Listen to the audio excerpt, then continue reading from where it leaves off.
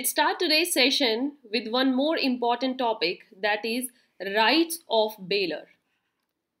आप सबको पता है कि हमने बेलमेंट के कॉन्ट्रैक्ट में till now we have discussed each and every important relevant topic. Last session जो हमने डिस्कस किए हैं वो की थी duties of bailor and bailee respectively. So आज हम देखेंगे अगर किसी भी पार्टी की ड्यूटीज है तो हमारा इंडियन कानून कहता है कि if there are duties there must be rights also. तो कुछ ऐसे बेसिक राइट्स हैं जो कि दोनों ही पार्टीज को दिए गए हैं, और अगर उनके साथ इन राइट्स में कुछ भी इन्फ्रिंजमेंट होती है तो पर्टिकुलर पार्टी कोर्ट में जाकर अपना राइट एनफोर्स कर सकती है, डिमांड कर सकती है पर्टिकुलर दूसरी पार्टी से.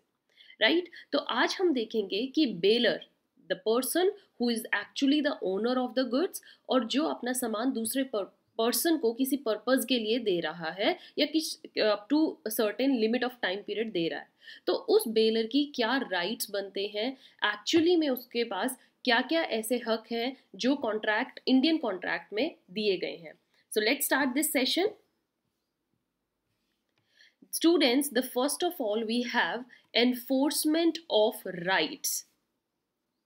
Enforcement of rights का मतलब है कि जो बेलर है, ओके, द पार्टी बेलर, ये कोर्ट में सूट करके अपना केस डाल के can enforce all the liabilities और the duties of the bailee. अगर बेली के जो भी ड्यूटीज हैं, लाइबिलिटीज हैं, अब आप कहोगे कि मैम बेली की क्या ड्यूटीज हैं, जरा इलेबोरेटली हमें बताएंगे.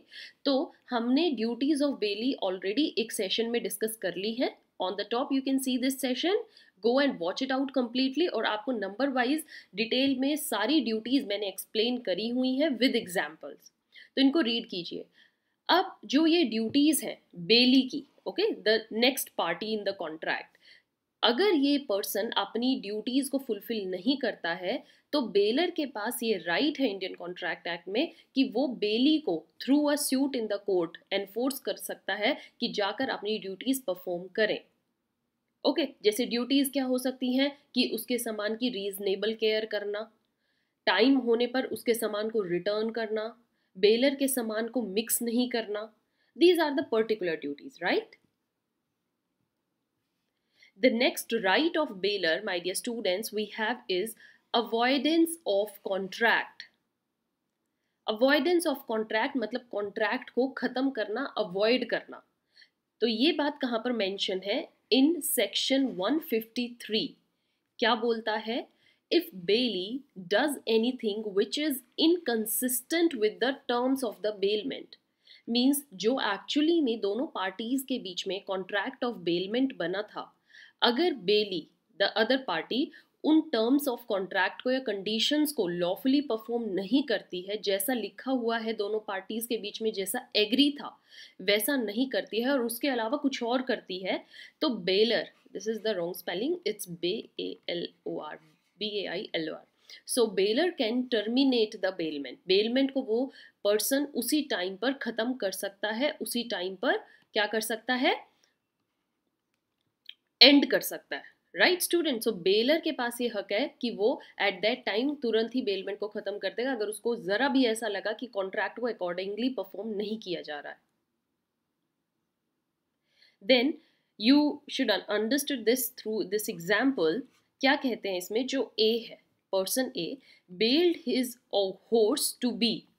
ओके, ए ने अपना हॉर्स बी को दिया, बट विद द कंडीशन कि ये सिर्फ जो हॉर्स है बी ही इसको राइड करे, okay, just for the use of B. But B ने क्या किया, ले जाकर ही अलाउड हिज फ्रेंड और his cousin C to ride the horse. ठीक है भाई, आप इसको चलाओ.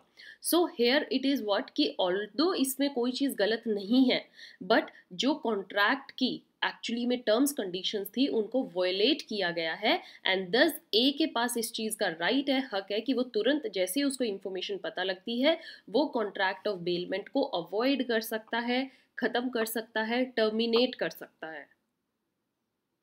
Right. Then, my dear students, the next right we have is demand to return of goods lent gratuitously.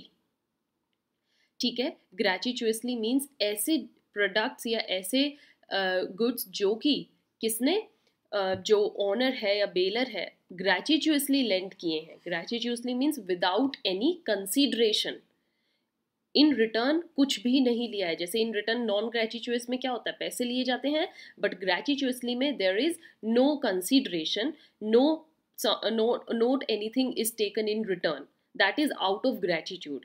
And those students जिन्होंने gracious और non gracious के बीच में डिफरेंस नहीं किया है, या they are not aware about both these type of bailment, again on the top you can see this session of different types of bailment, go and watch it out, और यहाँ पर आपको अलग अलग तरीके की कैसे बेलमेंट की जाती है वो पता लगेगा।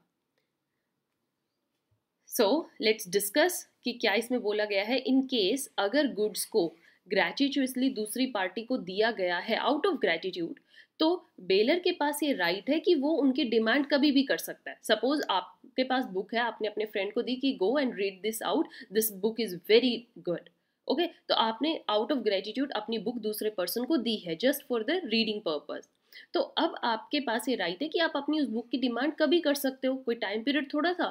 सो you can ask for its demand whenever you see it fit, even though ये चीज ये भी है they were lent for a specific period. बेशक आपने पीरियड स्पेसिफिक पीरियड के लिए बोला हो कि you can keep it for 1 week to with you, but इसके पीछे एक चीज है, हाउएवर रिमेंबर दिस पॉइंट, अगर he needs to indemnify the bailee, अगर बेली ने पर्पजफुली उस प्रोडक्ट से कुछ भी ऐसा इन्वेस्ट किया है, सपोज एक पर्सन, हमने एग्जाम्पल किया इफ यू रिमेंबर, एक पर्सन अपने फ्रेंड से कार लेकर गया है 1 वीक के लिए, और उसने उस कार में अपनी तरफ से पेट्रोल डलवा लिया है 1 वीक का, ठीक है, बट अब जैसे ही 4 डेज पास हुए, जिस पर्सन से उसने कार ली थी उसका फोन आता है कि give my car back, I need it.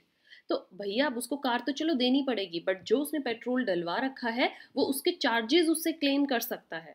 Same way baler अपना प्रोडक्ट डिमांड तो करेगा, but he has a duty, यह राइट में ही एक ड्यूटी गिवन है कि उसको बेली को इंडेमनीफाई करना पड़ेगा इन केस अगर कोई लॉस ऐसा है जो एक्सीड हो जाता है बेनिफिट डिराइव से। मीन्स वो रेस्ट 3 डेज का पेट्रोल तो गाड़ी में ही है ना। सो प्री मैच्योर टर्मिनेशन की वजह से, मतलब टाइम से पहले अगर आपने कॉन्ट्रैक्ट या बेलमेंट खत्म कर दी है, तो बेलर की ड्यूटी बनती है कि आप ऑलरेडी डिमांड कर सकते हो, this is your right, but again you have to pay or indemnify all the losses to the bailee.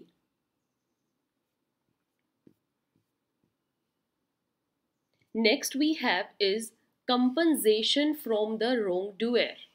Baler का ये राइट है कि वो रॉन्ग डूअर, जिसने भी बेलमेंट में कुछ भी गलत किया है या किसी पर्सन के द्वारा अगर बेलमेंट में किसी भी तरीके का लॉस फेस करना पड़ जाएगा, तो वो कोर्ट में ले जाकर उस पर्सन को स्यू कर सकता है, उसके अगेंस्ट केस फाइल कर सकता है to get compensated from him. तो इस राइट में क्या बोला गया कि if the bailee is wrongfully deprived by any third party. अब सपोज कीजिए क्या होता है, एक पर्सन है, वो अपने दूसरे पर्सन से क्या लेके गया है, कार लेके गया, ओके, कि मुझे आपकी कार चाहिए 1 वीक के लिए। अब क्या होता है, 1 वीक के लिए वो कार ले गया बी लेके गया है ए से। अब क्या होता है, during that time within 1 week कोई सी आता है और वो बी को कहता है you can not use this car is mine, या फिर वो उसको रोकता है उस कार को यूज करने से। तो बेली तो डिप्राइव हो रहा है ना, बी तो यूज नहीं कर पा रहा है उस कार को। सो if Bailey is wrongfully deprived by any third party of the use या possession of goods जो कि बेल किए गए हैं, और या फिर ऐसा कुछ जिससे कि उस थर्ड पर्सन से उसको इंजरी हो रही है, तो यहाँ पर ए पिक्चर में आ जाएगा। ए के पास राइट है कि वो कोर्ट में जाएगा और इस सी के अगेंस्ट केस फाइल करेगा कि ये मेरे फ्रेंड को मेरी दी हुई चीज को यूज करने नहीं दे रहा है, right? So the bailor or the bailee has the right to bring a suit against that third person for the injury. Right, students? So with this, we have completed our this session of rights of a bailor, the one party जिसके पास certain rights हैं given under Indian Contract Act कि वो किन rights को enforce कर सकता है against a bailee or third person. I hope you enjoyed this session. This is our email, and you can follow us on Telegram where you will find the PDF of this session. Thank you.